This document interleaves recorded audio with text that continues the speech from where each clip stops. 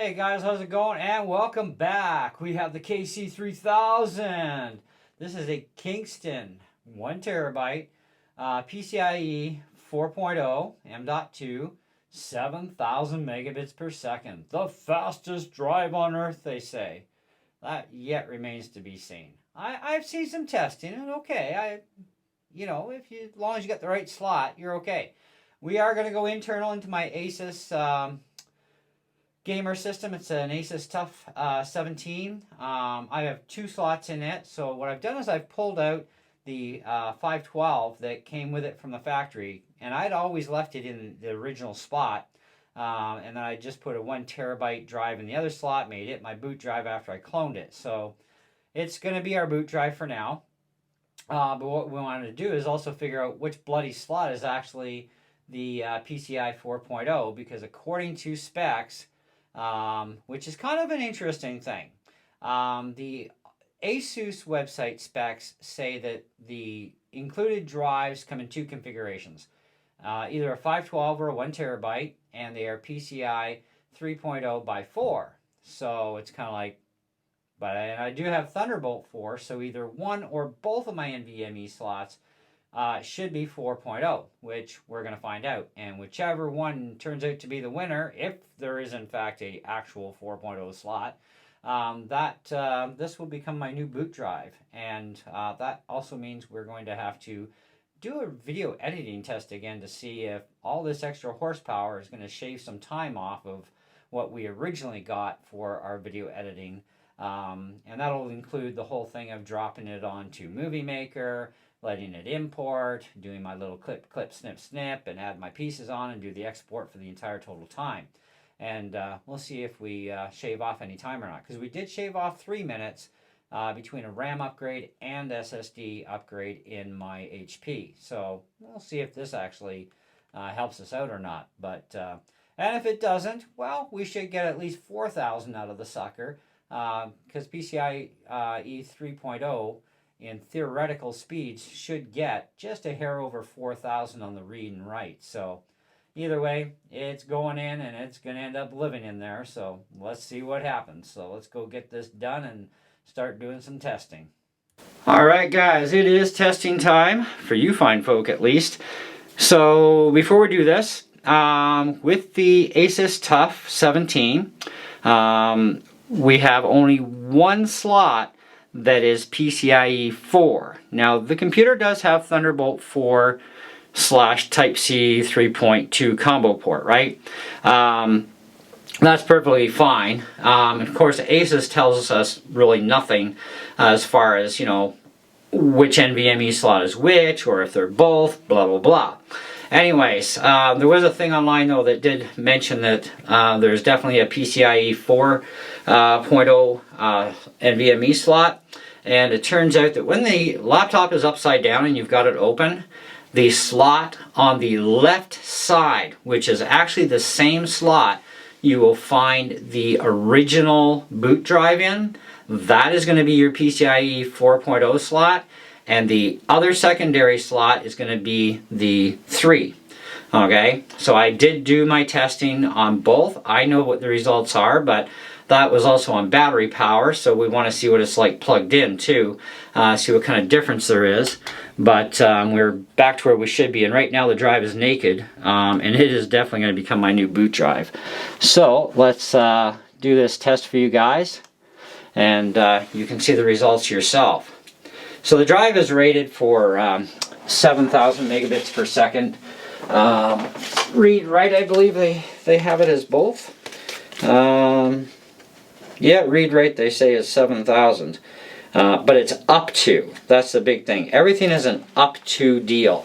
Okay? Doesn't mean it's necessarily going to get there, but already I can tell you right now on the read, that is far better plugged in than it was unplugged. Unplugged, I was getting well over 6,000 easily on the read, and the write was actually really up in the 6,000s as well. This is actually doing very, very good on plugged in. We're at 6994.86, so that's That's pretty darn close to that 7,000, so that's really impressive. See how the right turns out after this is done. I know this takes a couple of minutes, and I'm not fast forwarding anything. I'm sure you guys can hang out for a minute. But Kingston is good stuff. I've always liked Kingston. These are currently on sale right now at Best Buy for $102 Canadian. And so I got the money together, and I'm like, I gotta have this. You know, and I also got to know for sure, like, is there actually a 4.0 in this thing? Because like I said, Asus is very vague on things like this, which I don't know why, but they are. The motherboard, by the way, is not actually marked, okay, as to which slot is which for which type. That's kind of, they should actually do that, you know. But at least we're glad that one is, and you should have it as your master anyway, especially if, you know, even though this is a gamer system, you can do video editing. And video editing, you need all the horsepower you can get out of an SSD to actually cut your time back, and you know, things can go a lot quicker for whatever rendering you're doing whatsoever. Programs are definitely going to boot a lot faster too and run a lot smoother with this kind of horsepower. But you know, they do claim these are the fastest drives on earth so far, and yeah, I'm tending to definitely agree with that. Given the results, you know, we're not even, we're only like 5+ megabits per second shy of that 7,000. That's respectable. Now, I have seen drives go over, you know, the rated limits, and not by a ton, but they have gone over. So it looks like we're getting 6207. Let's get it to the second line down. Then it can finish off its write cycle and make sure it's got all of its numbers up. But yep, I'm definitely impressed. So now I got to spend the rest of my afternoon download Macro and Reflect, and do a reclone from a 1 terabyte to a 1 terabyte, and then get this thing to reboot to the new drive, and then I can reformat the other one and transfer my backup software onto it, because now the 500 is out of there. So it was my backup. So it looks like we're at 6994.86 megabits per second, and our write speed is 6207. I say that's definitely a massive win. Definitely a massive win. So worth every penny. Now, I could only afford a 1 terabyte, and that's all they had in stock anyways for size. But I don't need more than a terabyte anyhow for all the games so far. If I ever do need more, well, then I can always, you know, go to a bigger drive and then throw this into a powered Thunderbolt case onto my Mac at some point. But I'm thinking we're going to be okay for quite a long time, actually. So that's good. So what do we think? Yeah, I would love to give you guys a perfect rating, but I just can't. So, but I will say 4 3/4 out of 5. I'll give it that. It is definitely well worth it. Nothing's perfect, but this thing is running as close as you're going to get to being on spec.